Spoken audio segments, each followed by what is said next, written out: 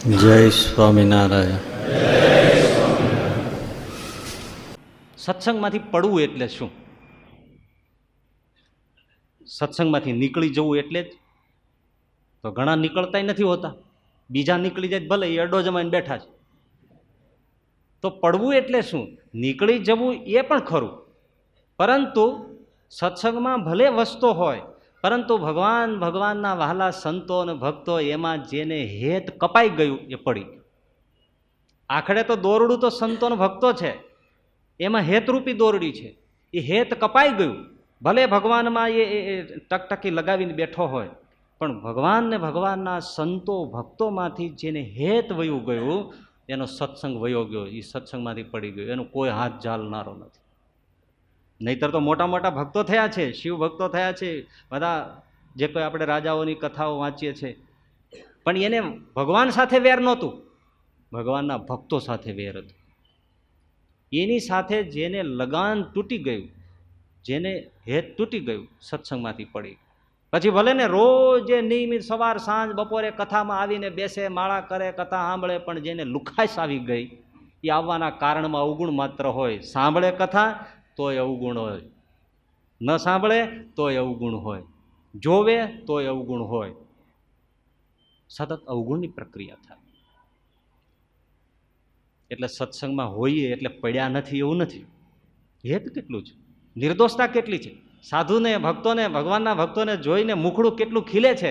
એને હેતથી મળી લેવાનું, ભેટી લેવાનું, એને રાજી કરવાનું, એને નમી જવાનું, એને સેવી લેવાનું, કેટલા કોડ જાગે છે.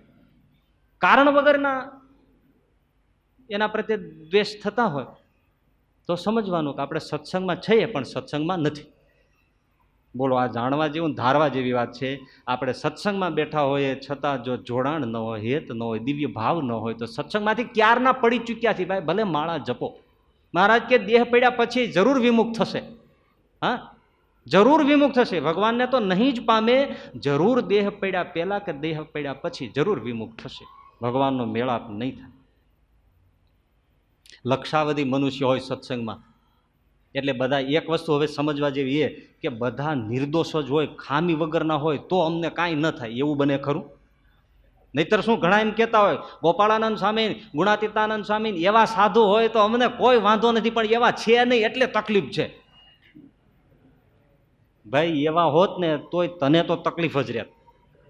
કારણ કે આજે એવા નહીં તો ભલે સારા પણ છે, એની સાથે તને તકલીફ છે. એનો અર્થ જ એ છે કે તારી વૃત્તિનો દોષ છે.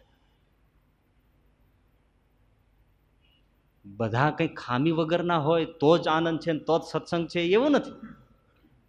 બધા હોય, અધૂરા હોય, પૂરા હોય, અધકચરા હોય, બધા હોય. તમારે શું લેવું છે? બજાર છે, અહીં તો માંસ મચ્છી મળે, અને અત્તર ગુલાબે મળે, ડોલર મોગરોય મળે, મરચું મળે. બજાર છે સત્સંગ. શું જોઈએ છે તમારે? ખામી વગરનાય છે, ખામી વાળાય છે, ખામી રહિત એવાય છે, ઉત્તમય છે, મધ્યમય છે, કનિષ્ઠ છે. તમારે શું જોઈએ છે? તમારી વૃત્તિ છે એવું તમારે જોઈએ છે. એક સાદું દ્રષ્ટાંત આપો. બહેનો પેલા ઘઉં વીણવા બેસે, આમ તો કાંકરા વીણતા હોય, પછી કોઈ ભેળી આખું સિઝન નો હોય, પછી તમે જુઓ, તમે નજર કરજો ક્યારેક, પછી ઘઉં અપાતા જતા હોય, પછી આમ કાંકરા ને પૂતળિયા ને કચરો ને બધું કાઢતા જાય. એ આમ જે બાજુ બહેનોને ટેવ હોય ચારે બાજુ આમ ઉડાડી નાખે. હે, અને જે ઘઉં ચોખ્ખા સાફ થાય એ વાસણમાં ઠલવાય, એ પછી લેવાતા જતા હોય. પણ સાંજ પડે ને ત્યારે એ બેનની આસપાસ ઘઉં ન હોય, કાંકરા જ હોય. ચારે બાજુ પથારો કાંકરાનો હોય. વીણ્યું શું ઠેઠ સુધી? કાંકરા વીણ્યા. ઘઉંની થાળી આપો તો એ દાણા નહીં જોવે, કાંકરો ક્યાં છે? આર્યું. ધૂહું ક્યાં છે? આર્યું. બોલો, ઘઉં છોડી દેશે, કાંકરા રાખશે. બેય છે.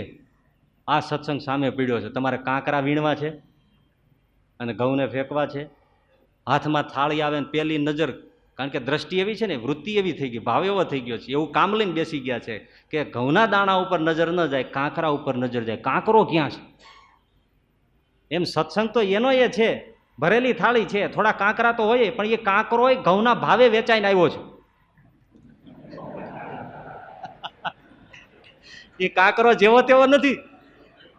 ઘઉંના ભારે, બાકી કઈ 100 રૂપિયા 150 રૂપિયા મણ ઘઉં હોય તમારા, એ કઈ કાંકરાના કોઈ આપે? પછી નોખા કરીને જાઓ ભાઈ હાલો 100 રૂપિયા 1.5 રૂપિયા ઘઉં લીધા હતા લઈ લ્યો, એક મણ થઈ ગયા પાછા રાખો, એનો ભાવ ના આવે. એ કાંકરાનો ભાવ છે, સત્સંગમાં પડ્યો છે તો પડ્યો છે એટલે કાંકરાની કિંમત છે, એમ જ જોખાય છે. લેવું છે શું?